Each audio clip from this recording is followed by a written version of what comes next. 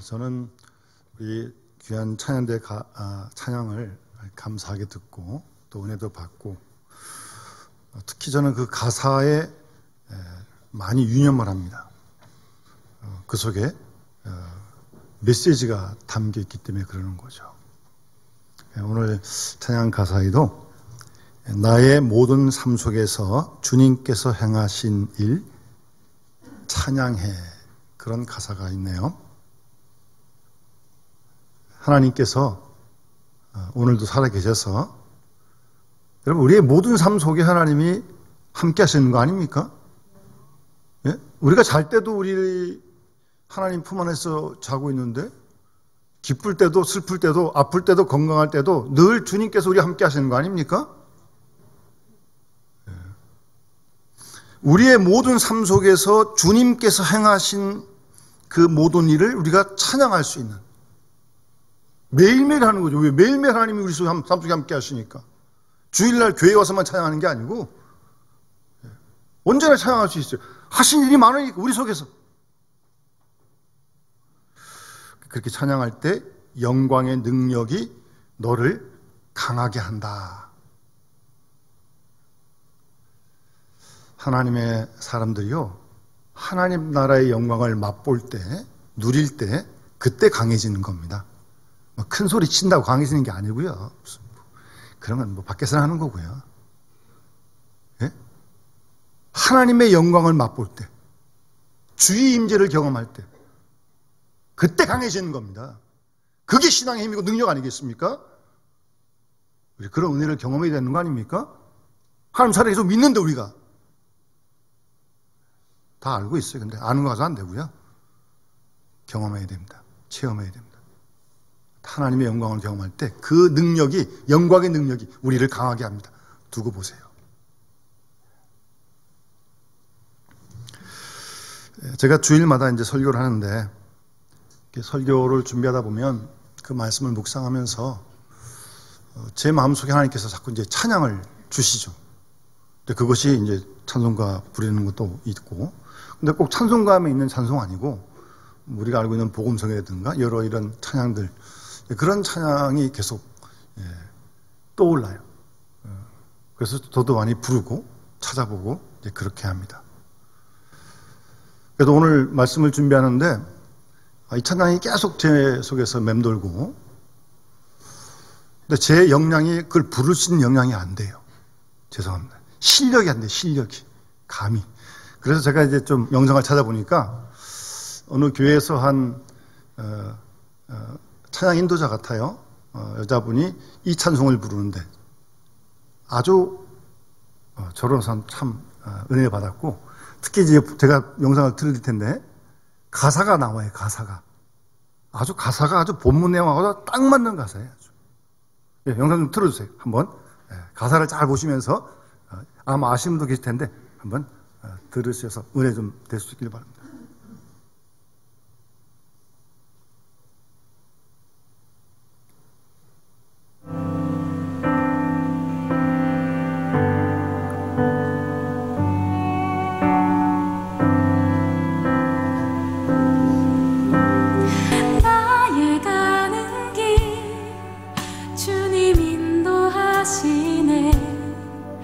그는 보이지 않아도 날 위해 일하시네.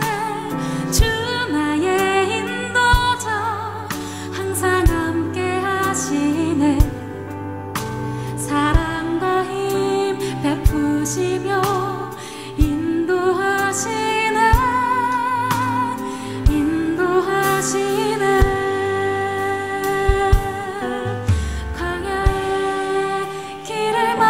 시고 날 인도해.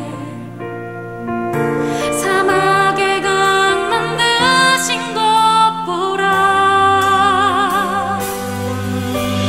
하늘과 땅 면에도 주의 말씀 영원히 내 삶 속에 새 일을 행하리. 나의 가는 길 주님 인도하시네. 그는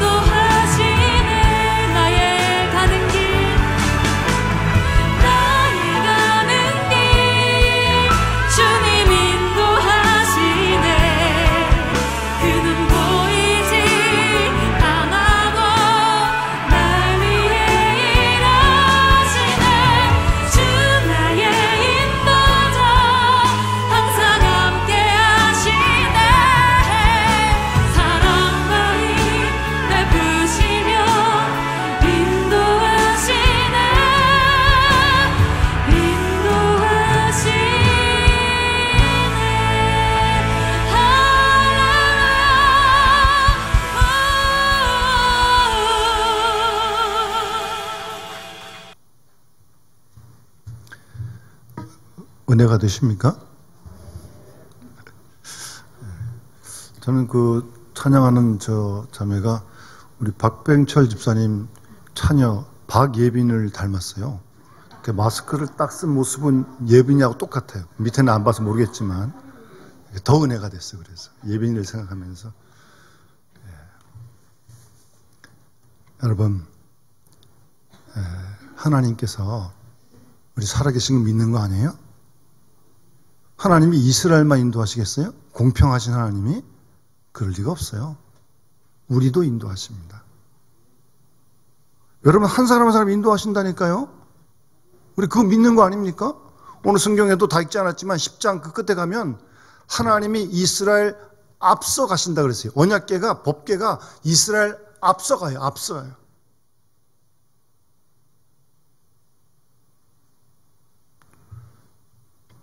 눈에 보이지 않아요. 하나님 눈에 보이는 분이 아니에요. 그러나 앞서가세요. 인도하십니다. 우리가 예의주시하고 잘 따라가야 되는 거 아니겠어요?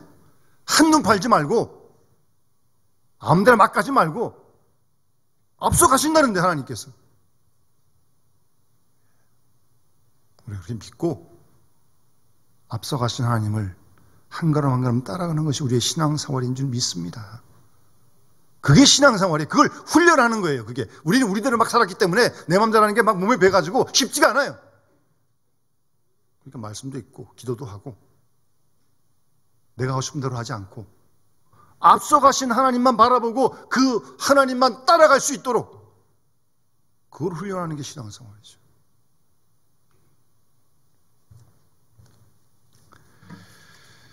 하나님께서는 법궤를 통해 선봉자가 되셔서 이스라엘을 앞서가시면서 그들을 인도하셨습니다.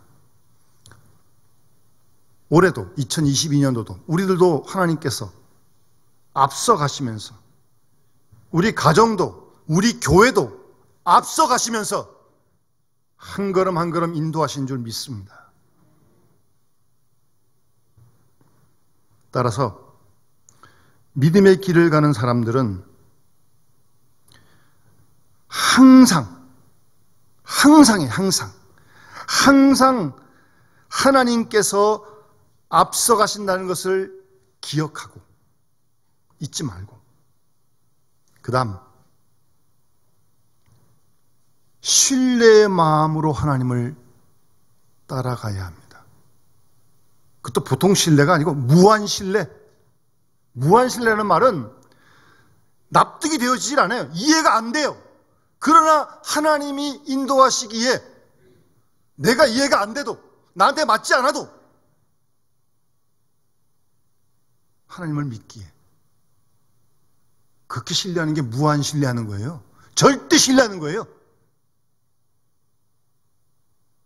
욥이 고난을 당하면서 23장에 나의 가는 길 오직 그가 아신다.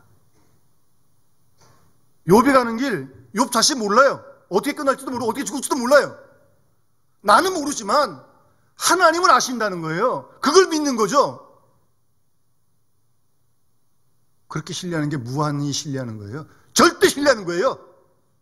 그 정도로 신뢰하는 거예요.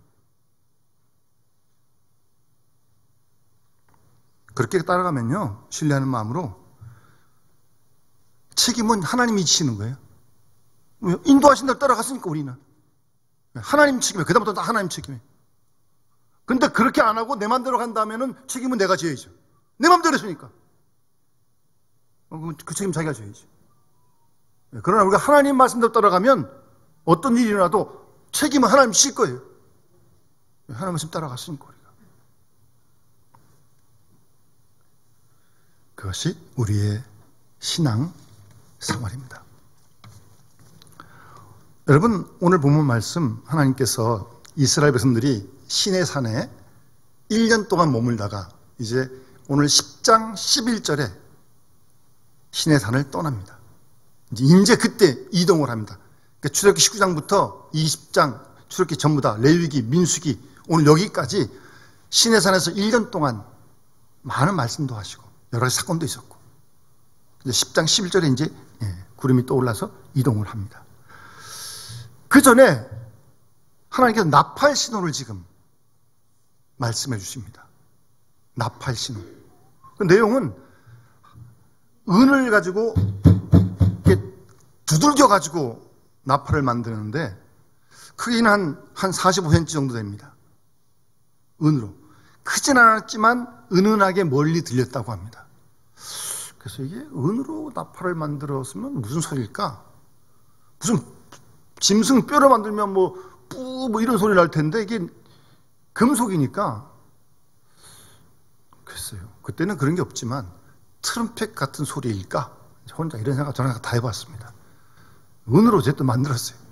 그래서 한 번 불면 천부장 지휘관들이 모이고 두 번 불면 온 회중이 하루 일을 딱 스톱하고 모세에게 나오라는 겁니다. 그리고 그때는 작게 불어요. 크게 부는 게 아니에요.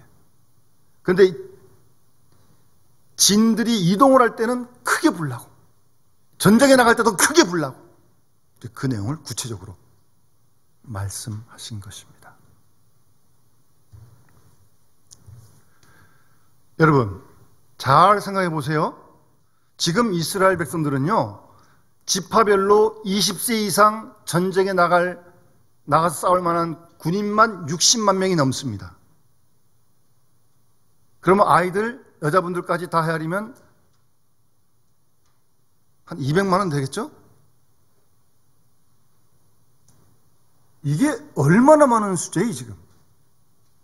200명도 아니고 200만 명.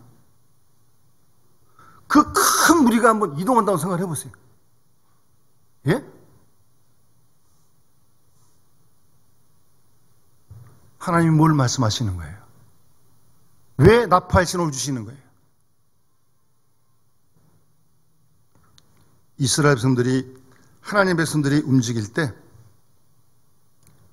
질서 있게 움직이라는 겁니다. 질서 있게요. 200만 명이 움직이는데 이거 질서가 없다면 이게 뭐가 되겠어요, 이게? 예? 오합지졸 되는 거 아니에요? 자중진환으로 다 망하는 거 아니에요? 생각해 보세요. 숫자가 얼마나 많은데.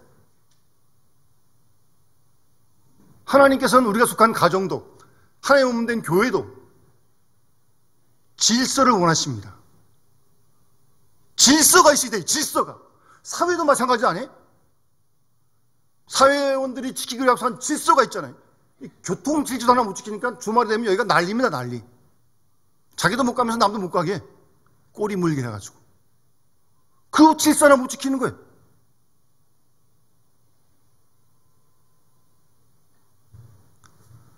하나님께서는 철저하게 그 많은 이스라엘 백성들이 질서 있게 움직이기를 원하시는 거예요. 하나님은 오늘도 몸된 교회에 하나님이 원하시는 영적인 질서가 바로 세워지기를 원하십니다.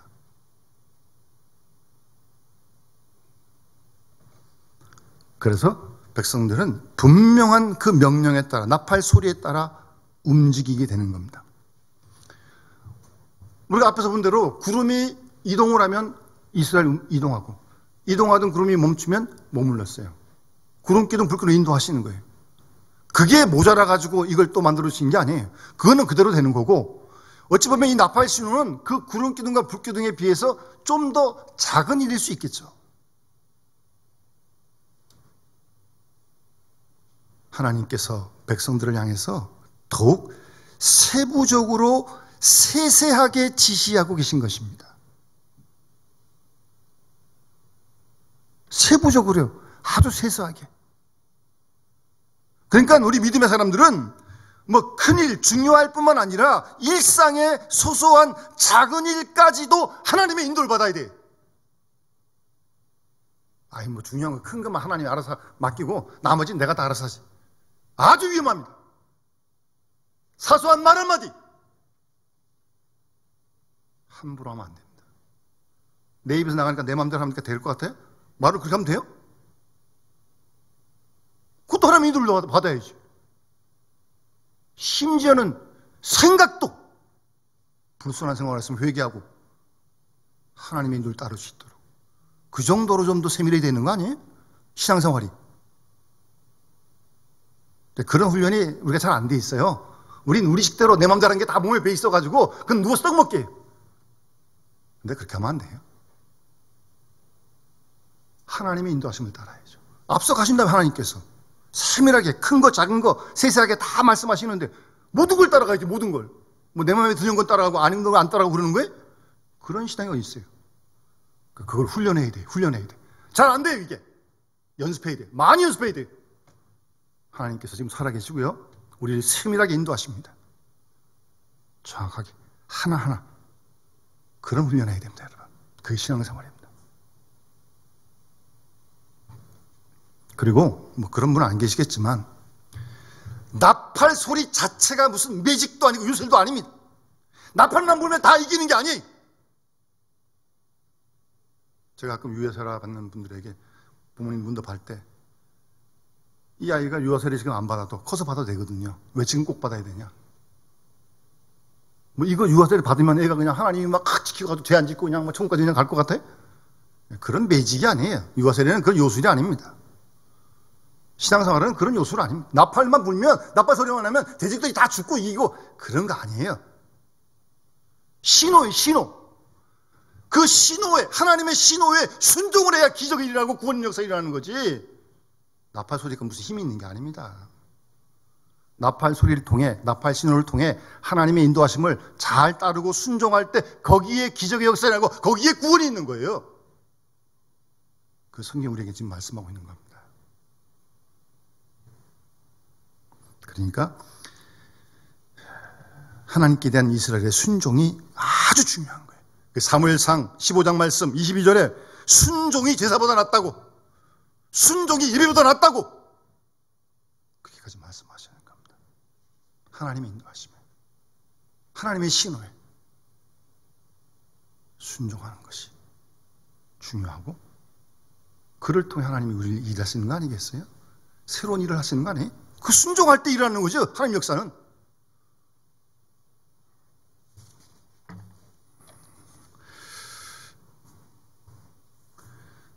다른 교회 장로님인데 아침마다 저한테 그 카톡으로 송구나 좋은 은혜되는 말을 보내주신 장로님이 있어요. 그 어느 날 보니까 이런 문구가 왔어요. 내가 말씀을 바꾸려 하지 말고. 그건 되지도 않고 우리가 어떻게 하나님 말씀을 바꾸요? 하나님 말씀이 나를 바꾸도록 기도하자. 여러분 그래야 되는 거 아니에요? 그거 우리 기도하는 거 아니에요? 내가 하나님 말씀 바꿀 수도 없고 바꿀 필요도 없고 바꿀 수도 안 되고 말씀이 나를 바꾸도록 기도하자. 아주 오래 기억이 남더라고요. 하나님의 말씀이 나를 주장할 수 있도록. 얼마나 많이 묵상하고 기도해 그렇게 되겠어요? 하나님 말씀을 듣고 들은 말씀대로 행동하는 것이 하나님 백성들에게 가장 중요한 신앙의 기초입니다. 아무리 강조해도 지나침이 없습니다. 여러분, 하나님 말씀에 대한 기대가 있습니까? 그리고 들은 말씀대로 일거수일투족 나의 행동을 조절하고 제어하고 있습니까? 여러분 질문에 스스로 답하세요. 스스로 답하세요. 하나님 말씀에 내가 일거수일투족 제어하고 있는지.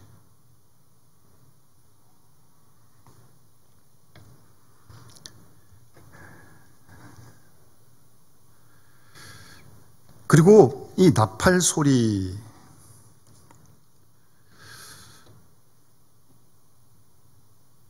이 나팔은요, 여러분 하나님 말씀을 듣고 읽고 묵상하다 보면 우리 은혜 받잖아요, 개인적으로. 그런데 또 딴 사람도 그 말씀 가지고 묵상하다 은혜 받잖아요, 성경 공부하다가.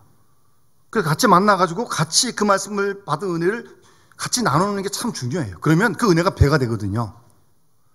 그런데 하나 여기서 조심할 것은, 내가 어떤 그 말씀을 읽다가 은혜를 받았어요. 깨달았어요, 뭐를.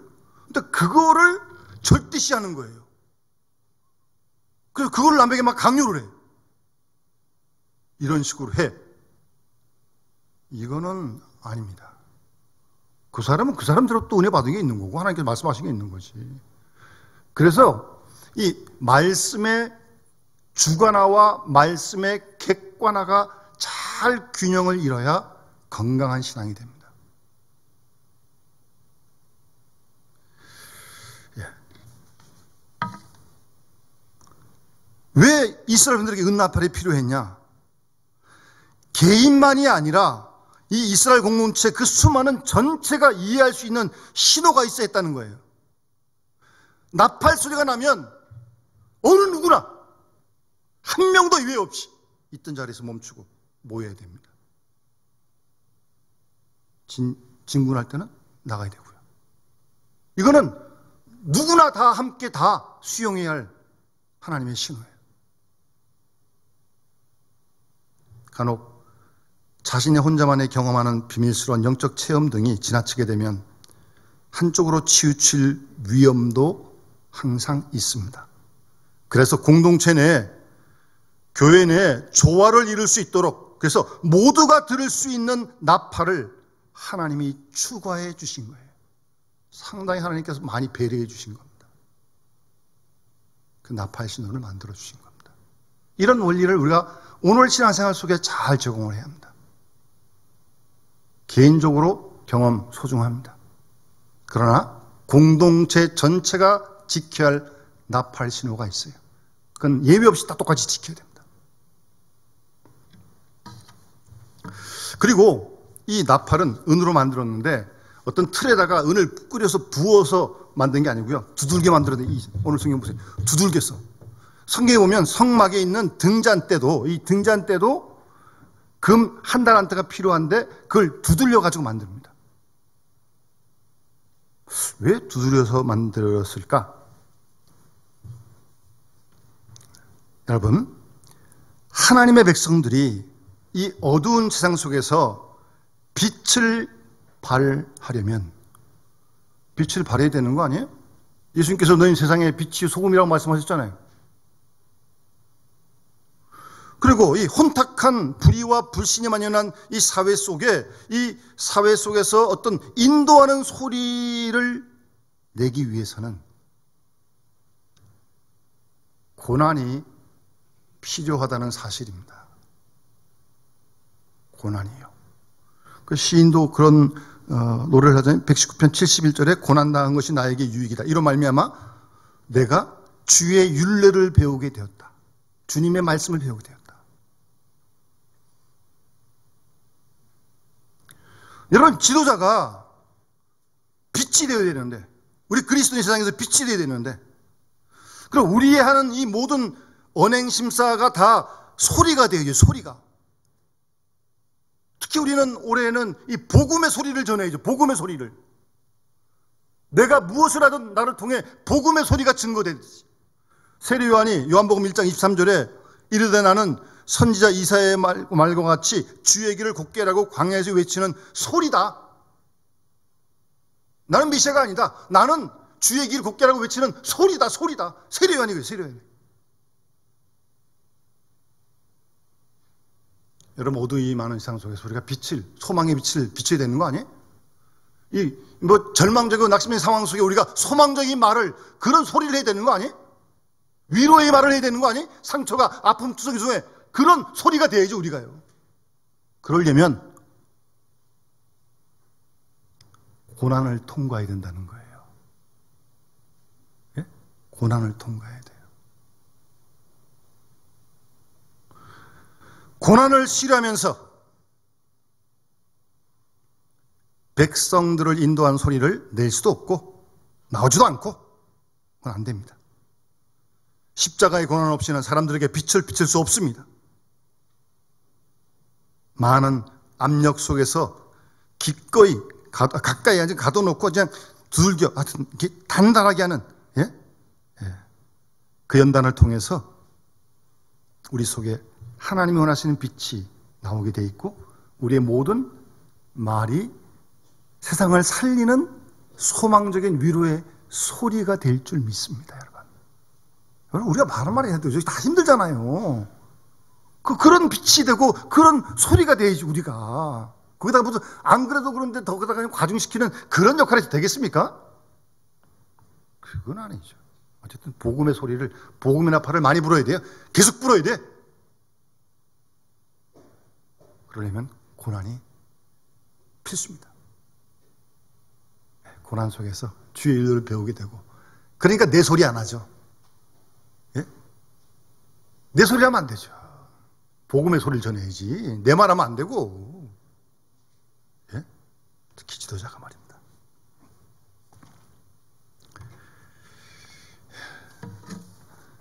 그리고 읽지 않았습니다만 11절에 28절 말씀은 그 시내 광야에서 이동을 해서 3일 만에 바란 광야에 도착하게 됩니다. 하나님 앞당시에서 바란 광야. 여러분, 이 바란 광야라는 곳은 지리적으로 시내 반도에 위치한 큰 사막인데요. 거기에는 산이 좀 있고 그 다음에 우기에 비가 흐르는 시내가 있습니다.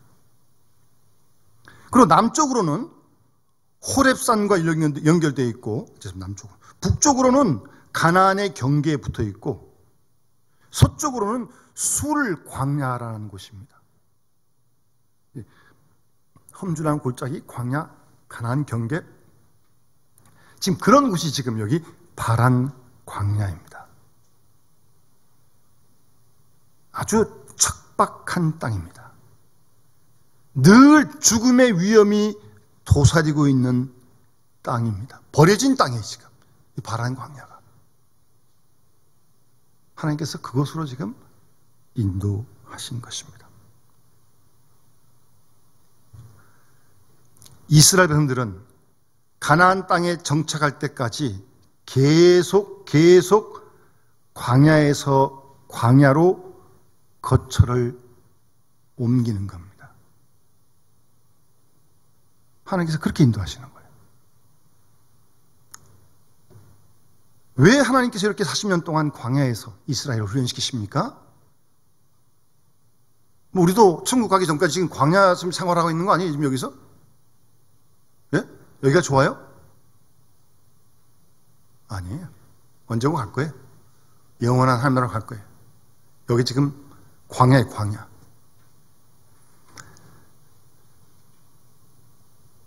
하나님께서는 이 광야에서 이스라엘 백성들이 세상을 의지하지 않고요. 예? 광야에서 세상 의지할 게 뭐 있어요? 예? 그런 척박한 땅에, 그러니까 세상 의지하지 말고 하나님만 의지하는 훈련을 시키시는 거예요, 지금.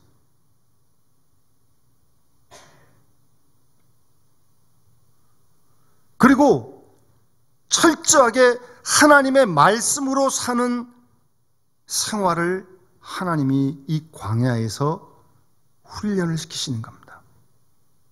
그러니까 광야는 하나님의 도우심과 배려가 없이는 한시도 살 수 없는 곳이에요. 예? 만나 못 먹으면 죽는 거고, 예? 뭐 농사 짓겠어요? 뭐 하겠어요? 아무것도 못 한다니까요. 그런 훈련을 광야에서 하나님께서 시키시는 겁니다. 그러니까요, 이스라엘이 행진하면서 하나님 말씀에 인도하심에 순종하고 공동체 전체의 질서를 지키고 그 다음 서로 간에 협동하는 게 아주 중요합니다. 그래야 살아요. 뭐 나 혼자 툭 튀어나와가지고 어림도 없습니다. 협동해야 돼, 협동. 고린도서 12장의 지체의 비유를 통해 바울도 그 말씀하시는 거 아니에요? 우리 몸에 지체가 많이 있지만 한 몸이잖아요. 눈이 코한테 코 필요 없다, 숨 쉬겠어요? 그래가지고 귀가 손 필요 없다, 손 없이 움직일 수 있어요? 못 쓸 수 있어요? 지체가 여럿이지만 우리가 한 몸을 이루듯이 하나의 몸인 걸 언제나 잊지 말아야 돼요. 그게 중요한 거고요. 그래서 하나님께서 이스라엘이 광야 40년 행진하는 동안 하나님께서는 그들 속에 공동체 의식을 훈련시키십니다. 여러분, 한시도 잊지 마세요. 나는 나 혼자가 아니에요. 싫든 좋든 우리 모두가 다 하나의 공동체, 이미. 예? 뭐 성격도 다르고 뭐 다 다르고 다 다르겠지만 그래도 우리는 하나예요. 그 에베소에 보게 되면 몸도 하나예요, 세례도 하나예요, 믿음도 하나예요. 계속 하나님을 말씀하시잖아요. 하나가 더 먼저라니까요. 하나님도 한 분이시고 성령도 한 분이시고 또 하나님도 믿고 한 분도 하나님 믿는데 우리가 하나는 걸 잊지 마세요. 그런 공동체 의식을 하나님 훈련시키시는 거예요. 그 질서가 필요한 거고 순종이 필요한 겁니다. 조화를 이루어야 되고요. 그리고 나그네 정신을 키우시는 거예요. 나그네 정신. 나그네 언제나 떠날 준비가 돼 있어야 됩니다. 예? 떠오르면 구름 움직이면 계속 움직여 가야 돼요. 가다가 멈춰야 돼요. 항상 가뿐하게 준비하고 있어야 돼. 예? 그래야 빨리 가서 또 진치고 또 움직이고 또 그러지. 뭐 이게 뭐 끌어당기는 게 많고 붙잡는 게 많으면요. 이게 정말 힘듭니다. 항상 나그네 정신을 가지고 우리가 이 땅을 살아야죠. 여기서 뭐 천년만년으로 살 거예요? 아니잖아요. 부르시면 다 갈 거 아니에요, 우리가. 준비해야 됩니다, 여러분. 그런 나그네 정신을 하나님 훈련시키시는 거예요, 지금. 한 가지 더. 계속 협동 정신을 하나님 계속 훈련시키십니다. 여러분, 한 몸, 한 공동체, 한 가족, 한 교회, 한 우리 백성이라는 걸 잊지 말아야 합니다, 여러분. 요즘 우리 사회에도 뭐 교회도 그렇고 이 개인주의적인 경향이 다 나쁜 건 아니겠지만 이렇게 돌아다 보니까 개인은 물론 존중해야죠. 그러나 개인주의로 가면 안 되는 거죠. 우리가 이미 공동체인데 한 몸인데 협동이 되는 거 아니에요? 그보다 더 중요한 게 어디 있어요? 그래서 에베소 4장 말씀에 평안에 매는 줄로 성령이 하나 된 것을 힘써 지키라고요. 이미 성령은 하나 되게 하셨어요. 그걸 지키라고요. 지키라고요. 하나님께서 이 광야에서 이스라엘 흔들에 이런 훈련을 시키시는 겁니다. 하나님께서 철저하게 말씀하신 그 명령을 통해 일사불란하게 움직였고 특히 지도자 모세를 통해 그 모세의 지도자 인도에 불신하거나 대적하지 않았습니다. 불평할 때도 있긴 있는데 또 그럴 때마다 하나님께서 진노하십니다. 그래서 이 광야 길을 지나게 하신 거고요. 이어지는 내용 있지 않았습니다만 그 가다가 구름이 몰면 진을 쳐야 되잖아요. 그러니까 구름의 불교동의 인도는 따르면 되는 건데 그거 말고 구름이 머물러서 어디다 텐트를 쳐야 될 거 아니에요. 근데 그 지형을 모세가 잘 모르잖아요. 그래서 처남인 호밥에게 물어봅니다. 어디다 진을 치면 좋겠냐고. 그걸 안내해달라고 부탁을 합니다. 처남의 처남. 이 사람 미디안 사람이, 이방 사람이. 근데 성경에는 읽다 보면 같이 가자 그러는데 본인이 거부하는데 나중에 뒤에 읽어보면 그 자손들이 나오는 걸 보면 아마 따라간 것 같아요.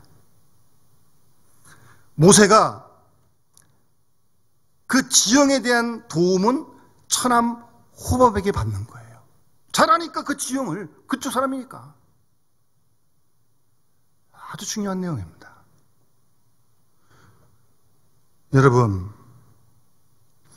기적으로 인도함을 받은 사람들도요, 일상적인 지도의 방편을 소홀히 하면 안 됩니다. 모세가 모르니까 그건 지형을, 그거 당연히 호밥한테 물어봐야죠. 그 지형을 잘 아니까. 우리에게 도움을 줄 수 있는 친구들의 도움을 받는 것, 하나님의 섭리를 믿는 신뢰와 잘 어울릴 수 있는 겁니다. 그러니까 일단 우리가 먼저 누구에게 이런 도움을 주시는 사람이 되겠죠? 예? 도움을 줘야지, 도움을. 그 위대했던 사도 바울도요, 골로새 4장 끝에 보면 자기에게 위로했던 사람을 이름을 다 열거합니다. 바울에게 위로가 된 사람만 있었어요? 대적하고 막 그냥 죽이려는 사람도 있었는데 참 힘들었어요, 바울도요. 그런데 그 와중에도 바울 밖에서 바울에게 위로가 된 사람이 있었다니까요. 그 이름을 다 거명을 합니다. 일단은 우리가 주위 사람들에게 좀 그렇게 위로를 주고 어떻게 지혜도 도움을 주고 이렇게, 예? 그런 사람이 되지 않겠어요? 거꾸로 우리도 우리 할 일을 나 혼자 다 할 수 없는데 누군가로부터 그런 도움을 받을 사람을 만난다는 건 엄청난 축복입니다. 아시겠어요? 그러니까 일반적으로 우리 믿음의 사람들은 하나님과 교제하는 자와 친해지는 게 참 좋은 일이에요. 하나님하고 교제하기를 좋아하는 사람, 예? 그런 사람하고 친해지면 수지 맞아요. 우리가 무슨 뭐 떡을 얻어먹어요, 밥을 얻어먹어요.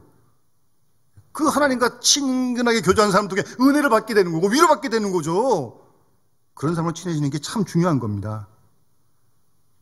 하나님과 함께하는 사람과 함께 가는 것 참 좋은 일입니다, 여러분. 여러분들이 그런 사람 되시길 바라고, 여러분도 그런 사람을 만나시길 바랍니다. 그런 사람 만나면 정말 힘이 납니다. 위로가 되고요. 거꾸로도 있어요, 거꾸로. 반대도 있어요. 그런 사람 되면 안 되겠죠? 안 그래도 힘든데. 여러분, 오늘 말씀 끝에 보면 하나님께서 이스라엘들에게 진칠 곳을 찾았다고 마지막 36절에